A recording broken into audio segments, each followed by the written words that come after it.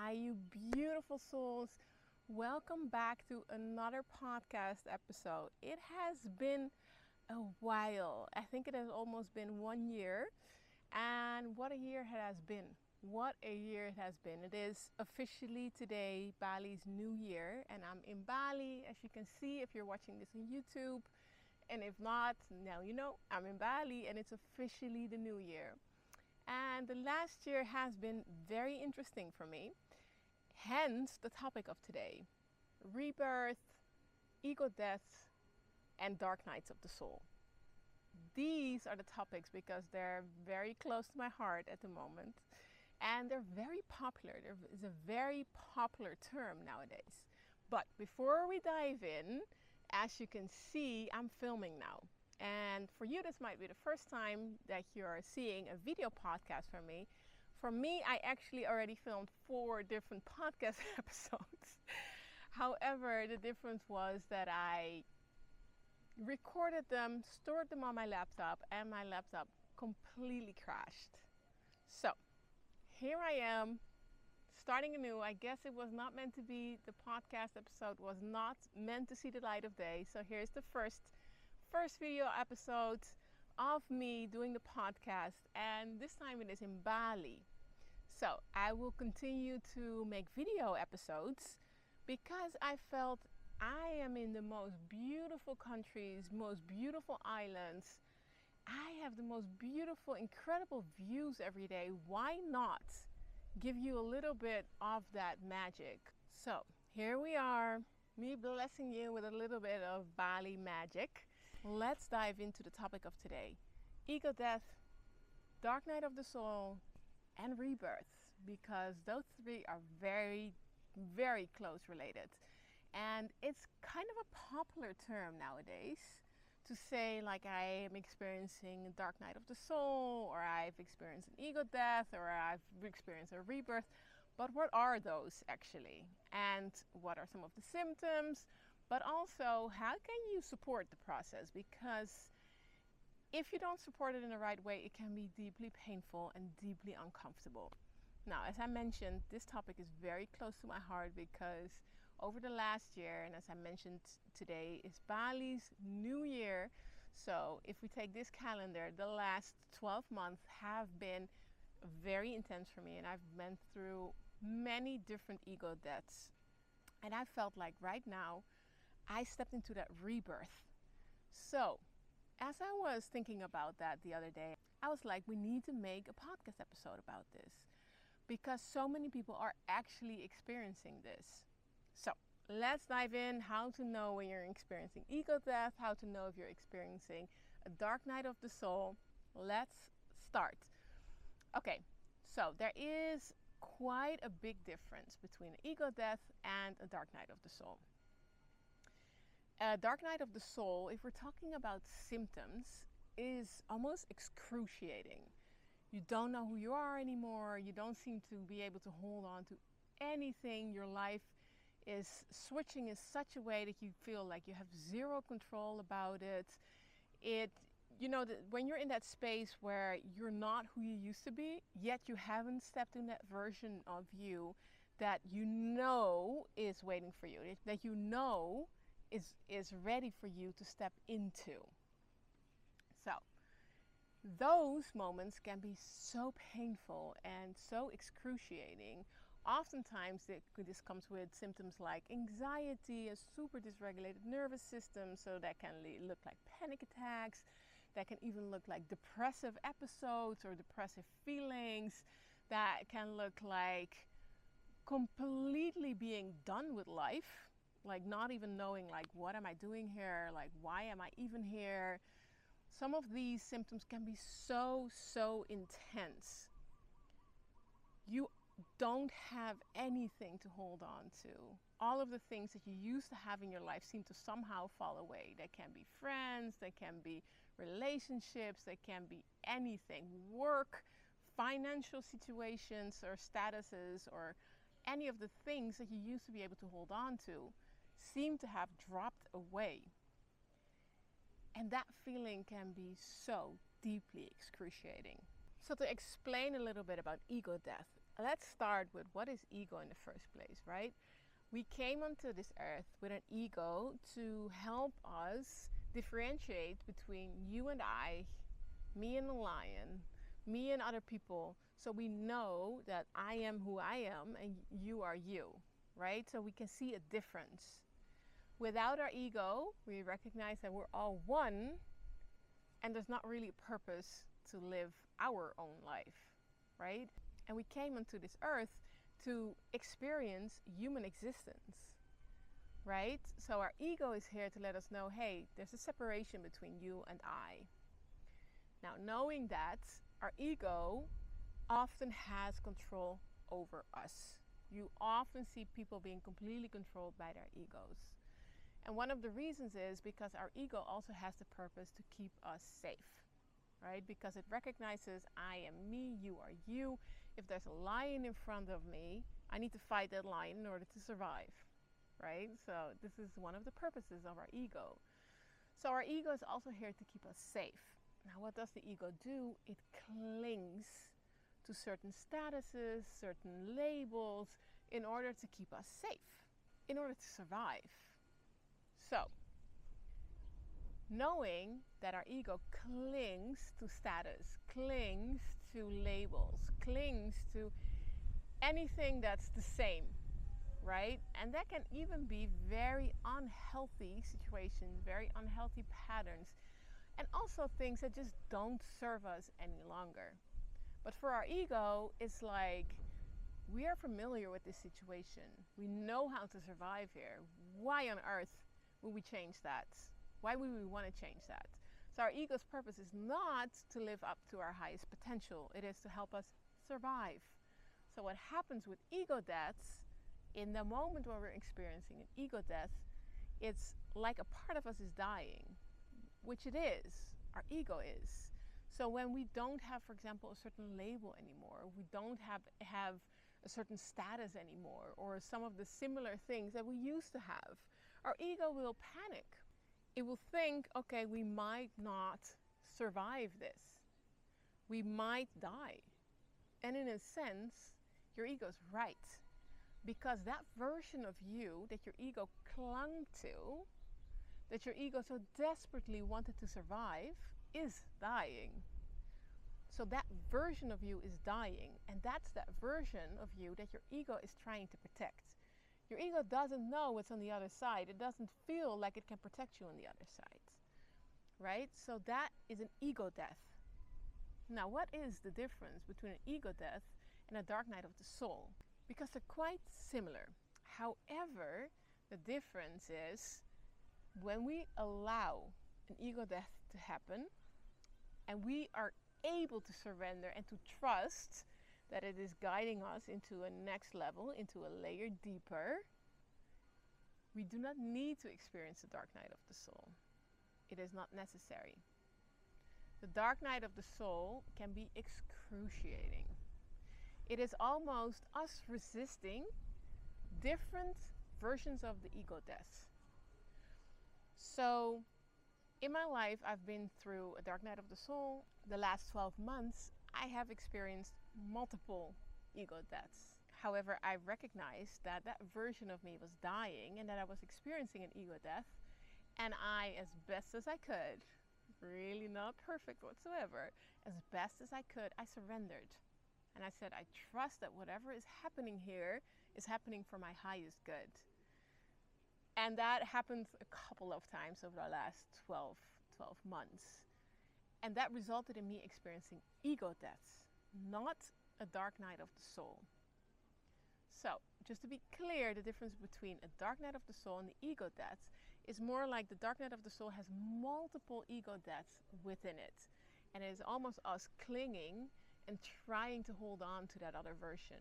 And it's so understandable, because how painful is it to experience those ego deaths? How painful is it to get your identity completely taken away from you? That can be a breakup. That can be death. That can be your job, losing your job. That can be losing your financial security. can be losing your house. It can be so many different things, and they're excruciating. Excruciating.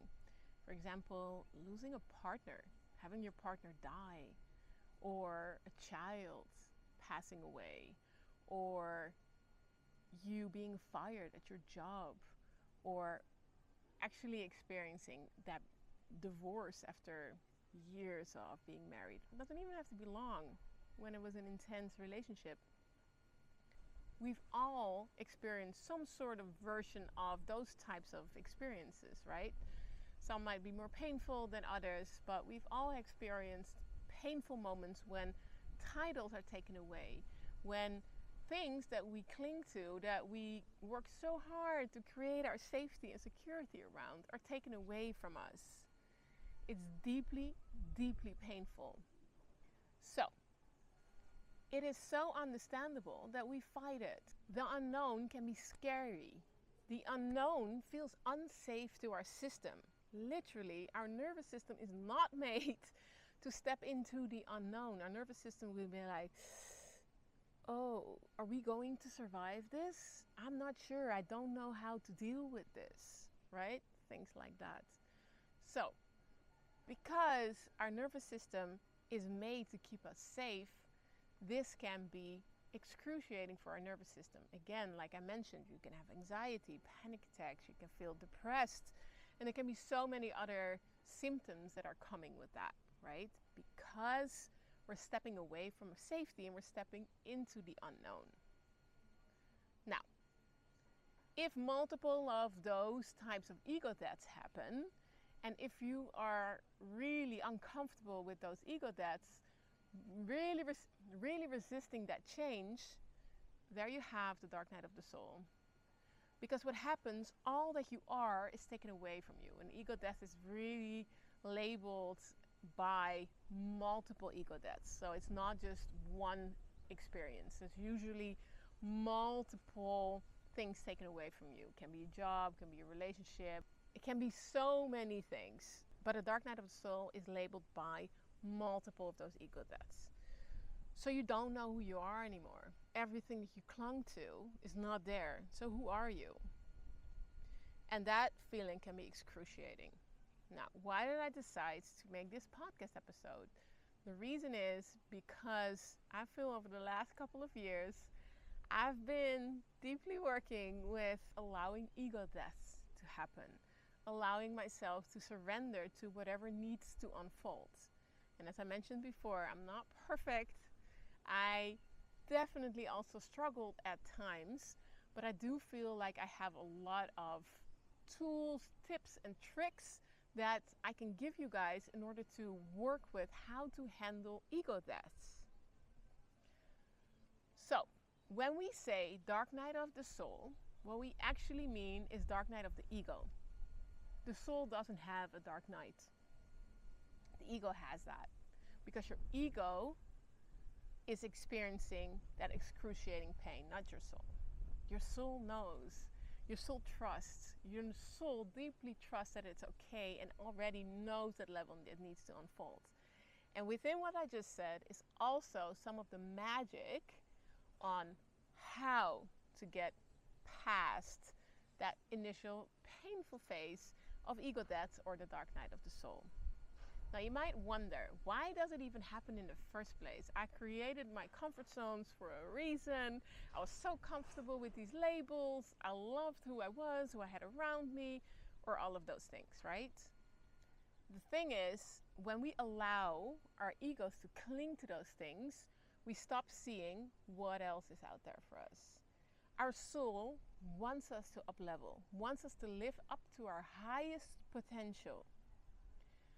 And in order to get there, we have to learn to let go of the things that we clung to so desperately. And because our ego is so strong and really desperately wants to keep us safe, thank you ego, appreciate you, but we must be sure that we have control over our ego, not our ego control over us. We must be able to control the ego, not allowing the ego to rule our entire life. When we know there's an up level needed, when we know there's an up level happening, we have to be able to say, all right, I'm going to trust, surrender, let go, and step into the unfolding of my rebirth, because this is what is ultimately connected to dark night of the soul and to ego deaths. So why do they happen? Whenever you're experiencing ego death or a dark night of the soul, even though it might be painful, be grateful, because it means you're going to up level, because it means life has more in store for you. You just need to let go of a few of those labels, a few of those comforts that you created, because you cannot see beyond those comforts in your life. You can't see what else might be out there. And your soul can. So this is why ego deaths happen. This is why dark nights of the soul happen. So we can step into our rebirth. So, how do we allow rebirths to happen? And now one of the beautiful things, I so happen to have a beautiful program called Soulful Rebirth, where we actually really step into all of the practices that will help us allow our soul to guide us into that next level without being ruled by ego, by fears, by anxiety, by depression, by exhaustion, by all of those things that come with the dark night of the soul, that come with ego deaths. So let me give you a few pointers. I already started out with saying one of the things that we need in order to step into that rebirth is we need to get as comfortable as we can in that in-between space, in the unknown, in the space where we have no clue what's going to come out next, where all we see is things being taken away from us, and often things we love, or things that we had high expectations of. So, the wind is nice, blowing. It's actually very nice because it's pretty warm, so I love the breeze.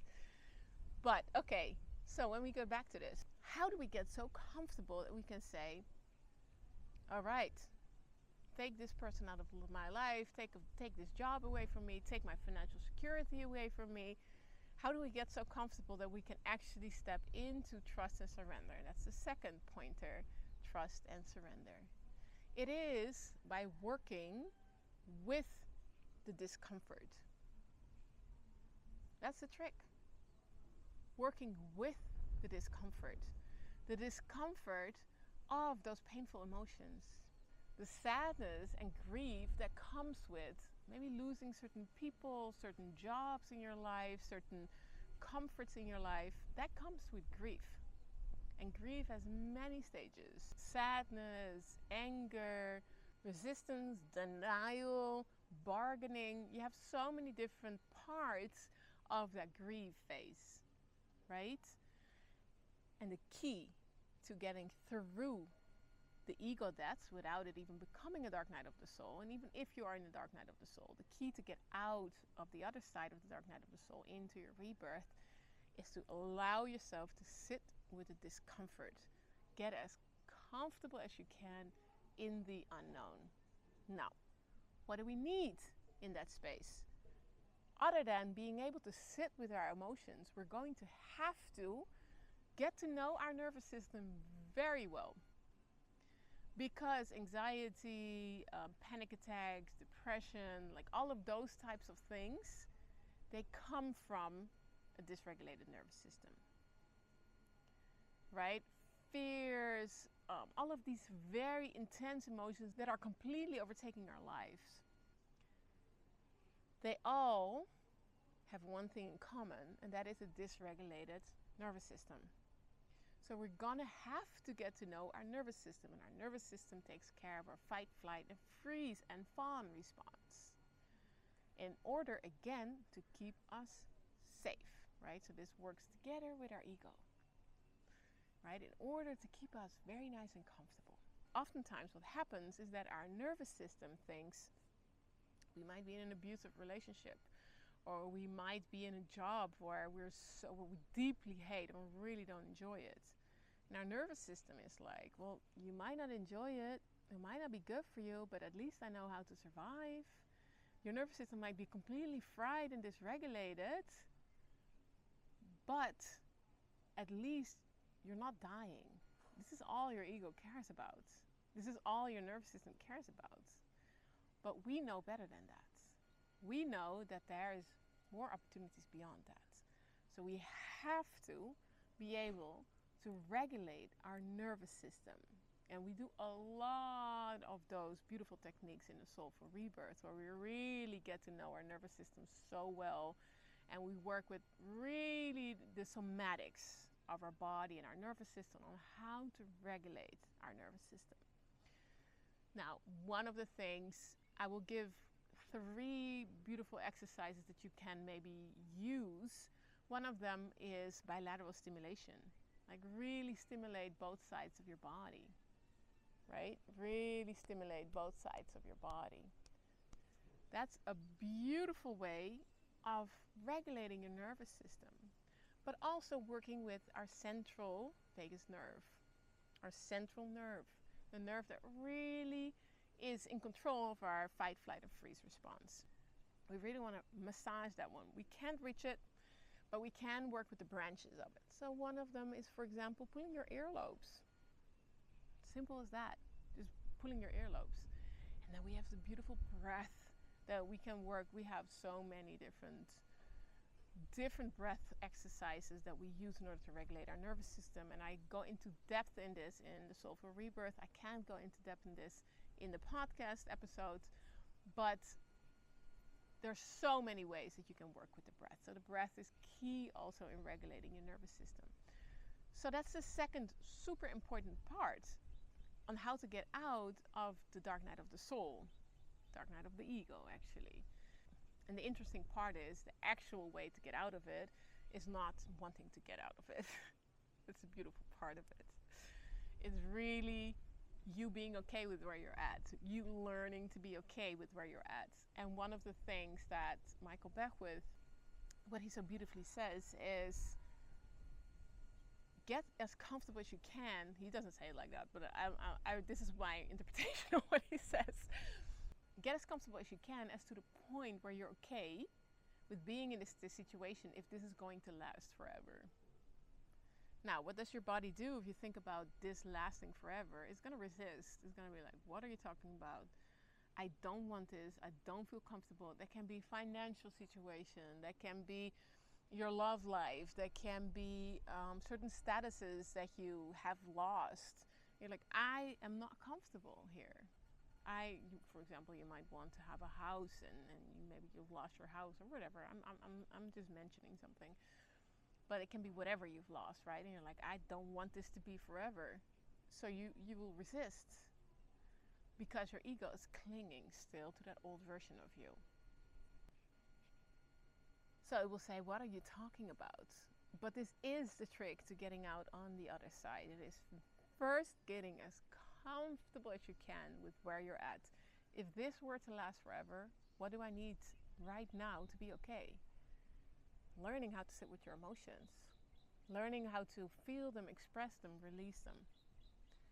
The second one is learning to work with your nervous system, learning to teach your nervous system that you are safe where you're at. Even if nothing changes, you are safe where you're at. That's the second one. And then the third is to trust. And this might be the biggest one. Trust that your ego knows nothing. It really doesn't. It knows only your tiny, small world. It has no clue what you're about to step into. Because as I started out with saying, if you're experiencing an ego death or a dark night of the soul, congratulations. It might not feel this way right now, but congratulations. I guarantee you there's an up level waiting for you. There's a rebirth waiting for you. There's a new version of you ready for you to step into that version.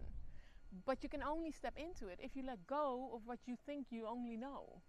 If you keep on clinging to this old version of you, you're never going to step into your up level, because all you keep thinking about is all of your past experiences, the life of that past version of you. That's all you keep thinking about.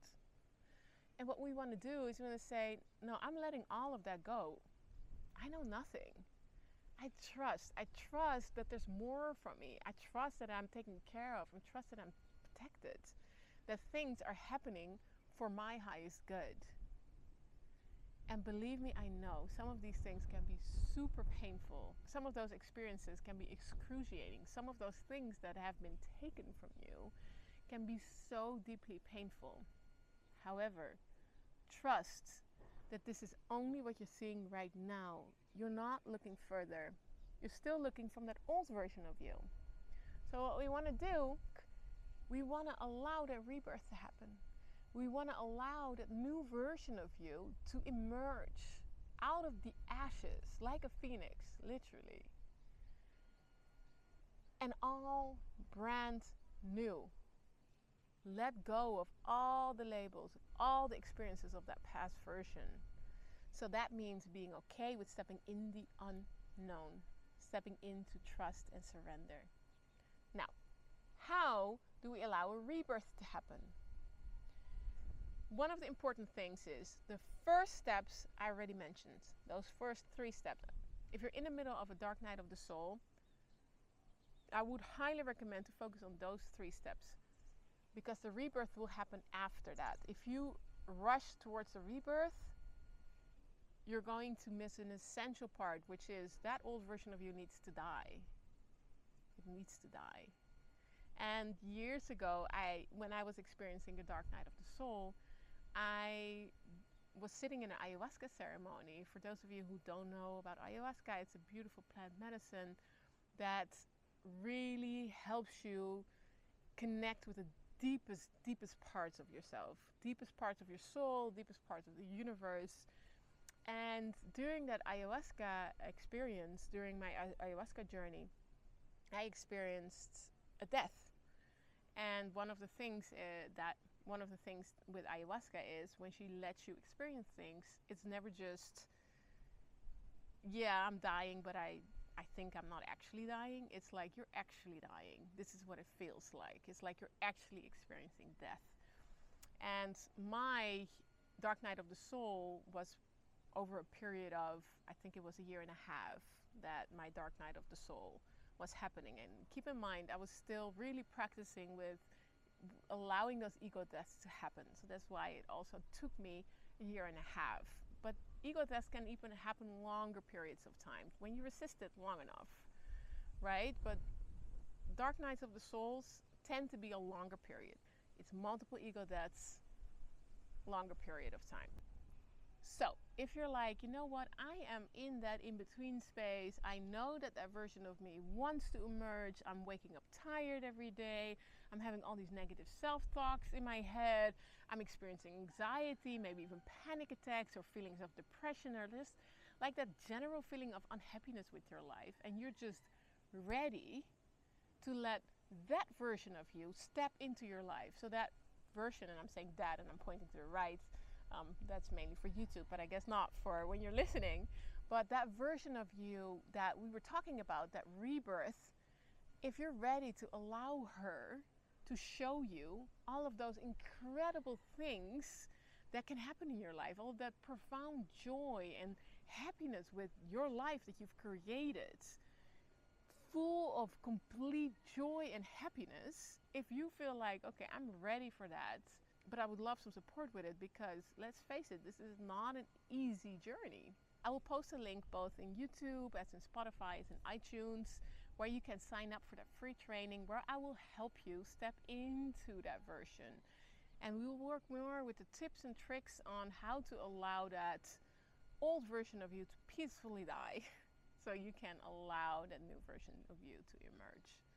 I thank you so much for allowing me to be part of your journey, and until next episode.